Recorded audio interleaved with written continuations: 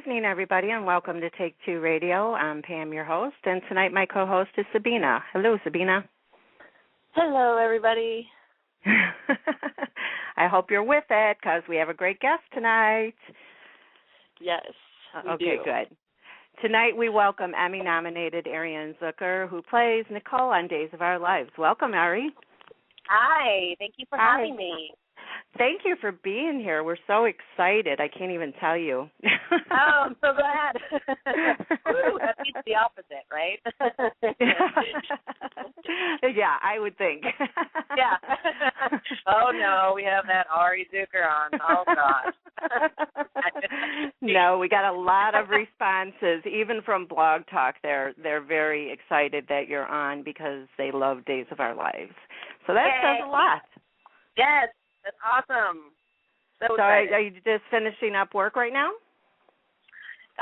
Yes, and finishing and doing and in betweening and everything else. Yeah, exactly. Well, you've been playing Nicole for 10 years now? 15. Oh my gosh, where did the time go? I know. You're telling me. I seriously. Well, it's nice. So I started when I was 5. Sorry, I'm outside. It's gorgeous today. So use all the cars at work. Oh, okay. Yeah, exactly. Sometimes, our dressing rooms are, not that you don't know. So I'll tell you, our dressing rooms, some of them are down what we like to call the dungeon. So they're below, underneath the studios, actually. Oh. So it's nice to get out when you're, and you don't have to sit in there and be outside. Yeah, well, I can't imagine why you would want to sit in a dungeon. So, yeah, I don't blame you for going outside. It's actually really fun. I don't make it sound. It's not glib at all. It's actually a great time. But, it's such a gorgeous day. I got in the car today, and I had a very fortunate day of being at work at 11 o'clock, and it was just really, really pretty. So, well, you're lucky because I'm in Chicago, and you can imagine what our weather's like. So. Oh, well, yes.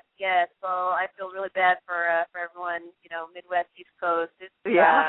Don't shoot me. The sun is shining. It's traffic too. The birds are chirping. It sounds like another world. It does. Are you? Well, how would you describe the character of Nicole and how you've been playing it? Lately, she is definitely going through a change. I'm not sure if she means it or not, but I know that she talks about wanting to be a different person a lot. Yeah. And she's definitely gone from extremes. But I think she's pretty genuine about it. I mean, she's done a lot of loss, made a lot of really stupid mistakes. And the one thing I've always, loved and hated about her at the same time is that her decisions are so instant. She does not ever think about the repercussions. And I think now that's what she's starting to do. She's actually starting to think about, what? Obviously, my actions are actually going to slap me in the face. And, we've been seeing that, too, a lot. And I can see that you're trying to change, or Nicole is trying to change. And it's really hard for her, but she's trying her best. And it's great that you have Eric helping you out. Isn't it, though? Right. Although those dreams you've been having, I don't know. Oh, my goodness. Get that man out of my... What's that commercial? I'm going to wash that man right out of my... Yeah. Like that, right? But no one can blame you either. I mean, come on, look at them. Exactly. And by the way, they're just dreams, everybody. They're just... Yeah. I have not done anything wrong except think about it. You're right. And everybody does that. Everybody dreams about somebody at one time or another, Exactly. And it's never intended. That's right. No crime against that. Right. Well, what has been your hardest storyline to play? I would say always, well, now it's twice. The fact that I've had to lose a baby, and it's really, really tough. And that, of course, now being a mama-to-be, or mama, I'm not a mama-to-be. I have a child. I'm not foreshadowing anything. I was going to say. Be a mama. it's devastating. It's devastating, and I'm sure we all at least know one person that has gone through it, and it's a very sad and tragic and lonely feeling. And it's hard not to be completely emotional about it the second I step off set, and I try to laugh a lot. When I'm, like right before some of those crying scenes, I will be laughing just to keep myself from, feeling very heavy and feeling very dark when I walk off set, because I've always prided myself in saying, look, the second I walk off set, I break that fourth wall and walk off set, I'm back to me, because, a lot of people can be affected really and get, depressed easily by having really different things like that. So I really pride myself on making that happen. But I know this particular storyline this year, I know the last probably 30 episodes were really very heavy. And I actually, for once, really felt it after. Like I could feel my body kind of just very heavy, Right. It just felt like what is going on with me? I'm usually pretty, happy person. I went, oh my gosh, I think it's finally, it kind of got me a little bit. So I would definitely say, and I worked really hard on maintaining the love for Nicole, because I definitely make sure that I think about, the fans and my fans and respect the fact that when I am working, I need to respect who's watching me. And it's not just about what I want to do, but how you're all going to be affected by it. And it's important to me because it's great that there's this love-hate relationship with fans with this character. It means I'm doing my job. Right. And so it is, I really try to be careful and about how I do it. Sometimes you just can't help yourself. I'm like, I can't cry every scene, but then you do. Yeah. But this last baby storyline and the one before, the one before was hard, but I had not had a baby yet, so it made it more difficult this time around knowing. Yeah, as a mother, I felt your pain. I've never lost a child, thank God for that, but I have 4 children, and 2 of them, I had a couple issues with, but they're okay now and they're here, and I'm happy about that. And so watching you go through that, I felt your pain, and I couldn't help but cry for you. Oh, thank you. I would hope, because, there's nothing worse than feeling like you're the only one going through it. And even though you're not, you still feel hard not to feel that way. Right. And, it's and I know I'm on a soap opera, and soap operas is an escape. But still sometimes, you want to relate also. So, and I try to bring as much reality to that as possible. So I'm I hope in a way it helps people cope,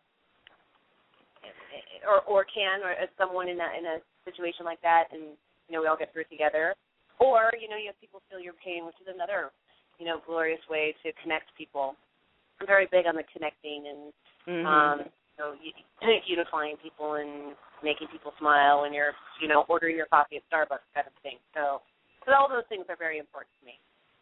Yeah, and that soaps are escapism, but as you said, you can learn so many different things from a soap opera and what a character is going through, because it is based on reality and what people go through. Whether it be losing a baby or breast cancer or a heart attack or something like that, a lot of information is given out that works for the person, the fans that are sitting there thinking, oh my gosh, what do I do now? How do I get through this? Who do I contact? Things like that, that may not even have a lot of people around them that have gone through anything like that. And I think by watching it, they learn a lot. Absolutely. I totally agree. I know I'm affected like that when I'm a big Law and Order, SVU, all those. I'm a very big forensic kind of fan, and I always learn at least something. I know they try to base it on truth as much as possible. So, you can go and, I didn't know that about that, and I didn't know. Right. And I really didn't know that there are, young girls out there who literally have no idea they're pregnant until the baby is coming. And so those are kind of things, just being aware of your environment around you, I always find very fascinating. So life is pretty busy. Sabina, you had a question? Yes, I was wanting to change the subject a little bit. I was hoping you would tell us a little bit more about the Life Change Project. Oh, this glorious project.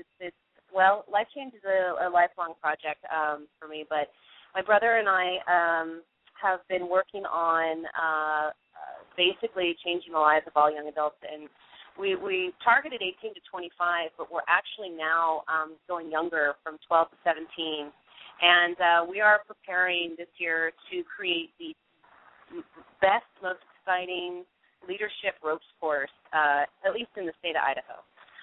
So that's what we're developing right now, and it builds leadership skills for young adults, even just basic communication skills, since we know a lot of kids are losing that with their phones and texting. And exactly.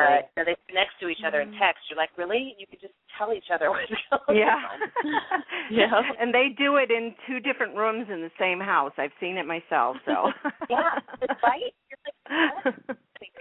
And so you sort of lose that. I mean, I've heard interesting conversation, or I've been in an interesting conversation with a corporate executive who said, I'll have these kids or interns come in just to interview to intern, let alone they don't know how to carry on a conversation because it's like they almost speak in text. Their social skills are lacking. So we build that in a physical way, because when you're team building, each kid in a team, if there's either 4 or 6, we max out at 6 per teacher so that they have the best and the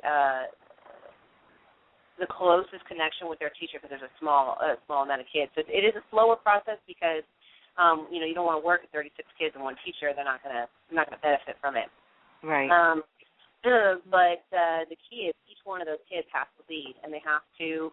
You can think about Apprentice. In Apprentice, if anyone's ever watched it, each leader has to communicate what it is that they need to do. For instance, we have some kids having to build a boat out of a cardboard box, duct tape, and trash bag, and you have to make it float.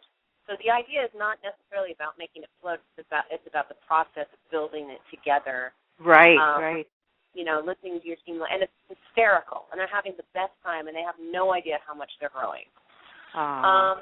So it's really, that base camp is really important to us to build that this year, so that we're focusing on that right now. We're sort of revamping, which I think you do on a yearly basis anyways. We're constantly revamping our leadership program, and it's a lot of fun, and my brother's amazing, and his name is Todd, and without him, I don't have anything. I have the crazy passion behind it, and but he really is the full front of the program itself, and he's a 6'5" bear, and he's just awesome, and kids love him, and wow, so he's wonderful, and we have a really amazing relationship, and and it is I share a lot. Sometimes I talk too much. But once you get me going, you're like, Ari, we only got 20 minutes here. but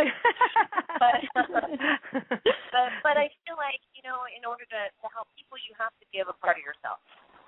And if you don't give a part of yourself, how are you going to connect to someone? And how are you going to get them to trust you? And how are you going to get to, to those levels that you want to see someone grow, especially in a young kid? So that's our main goal. I know it's the long version. I just get really passionate about it. So. Oh no, and what you're doing awesome. is wonderful. Yeah. Yeah. Thank you. Now, can anybody get involved with this?